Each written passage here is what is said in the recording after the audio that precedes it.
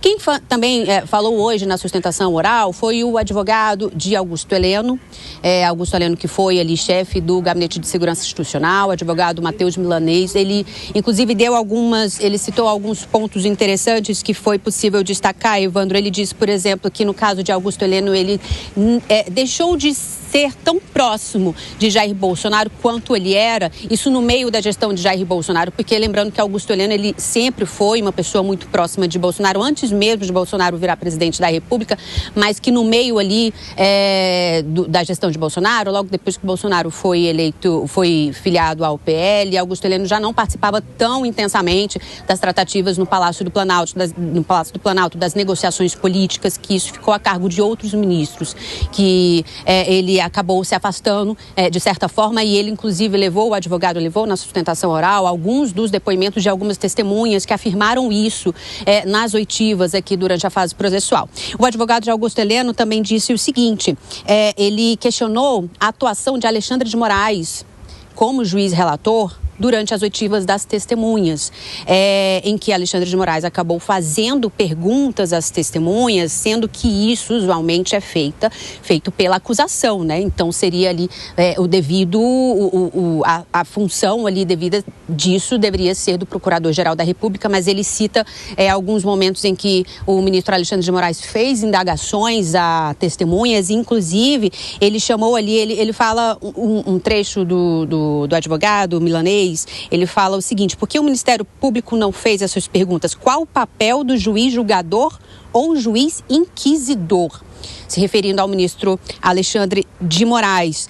E ele também levou à sustentação oral uma apresentação onde ele fala que nessas oitivas das testemunhas, né, lembrando que foram dezenas de testemunhas ouvidas por vários dias, testemunhas arroladas pelos 8 réus, que ele levou um número, segundo ele, dizendo que no interrogatório, na verdade, não nas testemunhas, desculpe, Evandro, durante a fase de interrogatório dos 8 réus, Alexandre de Moraes fez 302 perguntas aos 8 réus, sendo que o Procurador-Geral da República, ou a PGR, representantes da PGR, fez apenas 59 perguntas.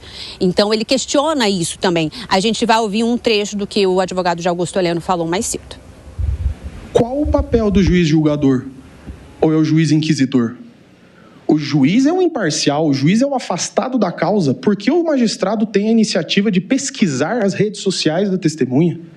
Não que o ponto não seja relevante, pode às vezes ser irrelevante, mas quem tem a iniciativa probatória, a quem compete o ônus da prova? Ao Ministério Público. Pois é, a fala aí do advogado de Augusto Heleno. Então, só lembrando que nessa semana está encerrada, então, por enquanto, esse julgamento, né? A segunda fase do julgamento terminou hoje, com o fim ali das sustentações orais, das defesas. E na semana que vem a gente conhece os votos, né, Evandro? Na terça-feira é retomado o julgamento, com o primeiro voto, que é do ministro Alexandre de Moraes. Na sequência, votam Flávio Dino, Luiz Fux, ministra Carmen Lúcia e, por último, o ministro Cristiano Zanin. A expectativa é que a sentença a gente conheça na sexta-feira. Muito obrigado, Janaína Camelo. Ótima cobertura para você em Brasília. Eu quero conversar então agora com o Bruno Musa, que já está conectado conosco também. Um dos argumentos trazidos pelo advogado de Jair Bolsonaro é a falta de paridade de armas, Bruno, porque ele fala que o processo é gigantesco e que a Polícia Federal e o Ministério Público Federal tiveram muito mais tempo do que a defesa para analisar todas as provas e documentos e apresentar esse relatório do que a defesa teve para acompanhar os mesmos arquivos e preparar uma defesa que conseguisse cobrir tudo aquilo que é trazido de ofensiva ou de acusação pela Procuradoria-Geral da República. Você entende que houve uma falta mesmo, uma disparidade de armas, digamos assim? Bem-vindo, meu amigo. Muito obrigado, boa tarde a todos aqui da bancada. Alan, prazer estar aqui contigo novamente, seja bem-vindo. Bom, vamos lá, eu acredito que sim, eu acho que isso, repito o que eu venho falando, independe de espectro político ideológico. Se nós abstraíssemos aqui o réu, quem está sendo julgado, e colocássemos uma pessoa X, que não há uma aprovação ou rejeição por parte da população, a justiça deveria ser assim, cega, por completo para a defesa política e ideológica, e sim para um respeito constitucional, para seguir todo aquele rito processual, tudo aquilo que a própria Constituição brasileira manda para um determinado julgamento ser o mais justo e o mais transparente possível. Veja, nós sabemos, e não é só de hoje, Evandro, nós sabemos que muitos dos advogados vieram a público relatar a dificuldade de conseguir ter acesso aos autos. Muitos deles, inclusive, o advogado do Bolsonaro mencionou isso hoje, da dificuldade dele construir uma banca de advogados, que nunca viu um processo com tantos advogados, onde cada um deles nunca teve o total acesso ao que estava sendo colocado no processo. Então, veja, como você pode defender uma pessoa, seja ela quem for, se você, como advogado, tem o direito constitucional e a obrigação de ter acesso a tudo que está sendo imputado ao seu cliente, a esse réu, e você não pode. Como é que você vai defender? Como é que você vai criar uma linha de raciocínio e uma defesa técnica para poder defender o teu cliente se você não tem acesso a tudo ou a todas as provas que supostamente estariam incriminando o seu réu? Obviamente, isso deixa muito claro a divergência processual e de armas que foi mencionada aí. Eu acho que isso, partindo um pouco do que o próprio Piperno falou, que eu concordo com ele, uma discussão de valores e éticas, no Brasil isso aí simplesmente foi deixado de lado. Como é que nós podemos defender valores e éticas num país onde depende de quem está sendo julgado para ter acesso a uma determinada forma de processo ou outra?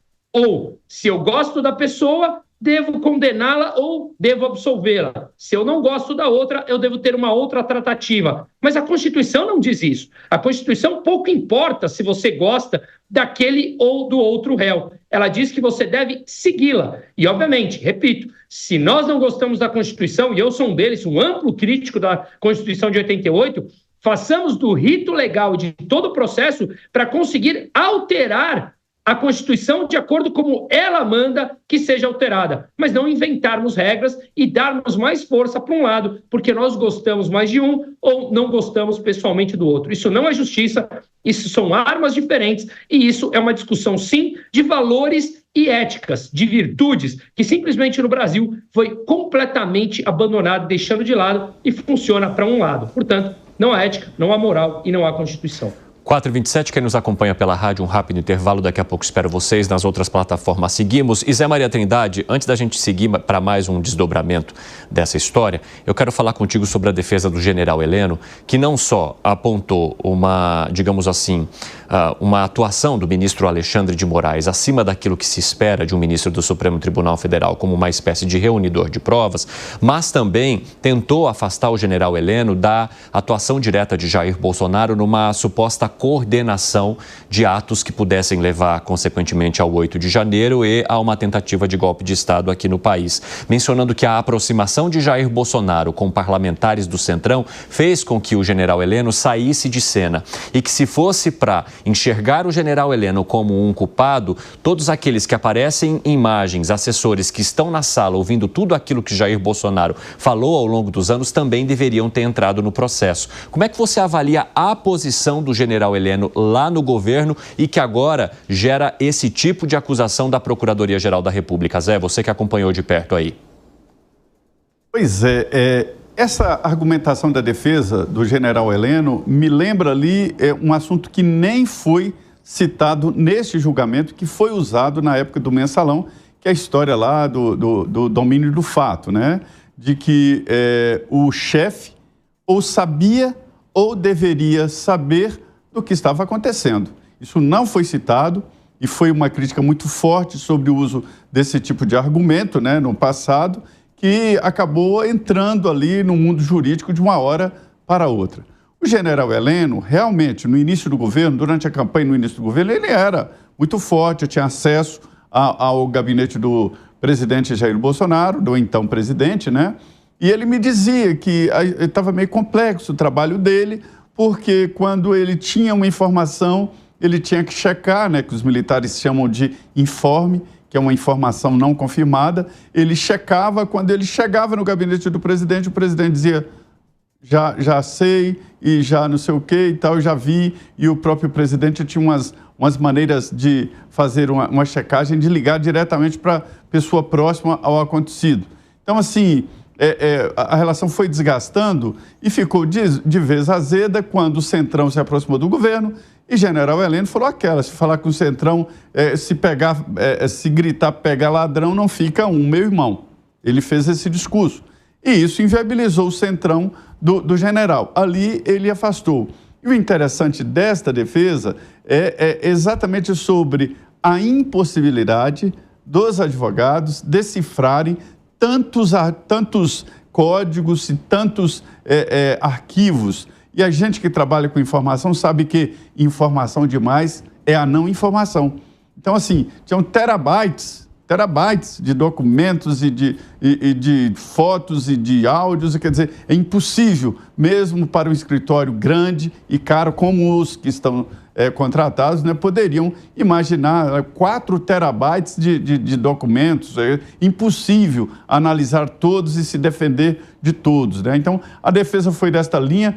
E, principalmente, é uma das raras vezes em que o advogado bate de frente com o ministro Alexandre de Moraes, né? Dizendo que ele fez mais perguntas do que a defesa, do que a acusação. Esse é um papel da acusação. É claro que o juiz pode também fazer provas, mas não pode ser a parte ativa na acusação. Então, assim, agora a gente vê principalmente esta individualização do papel ou não papel de cada um.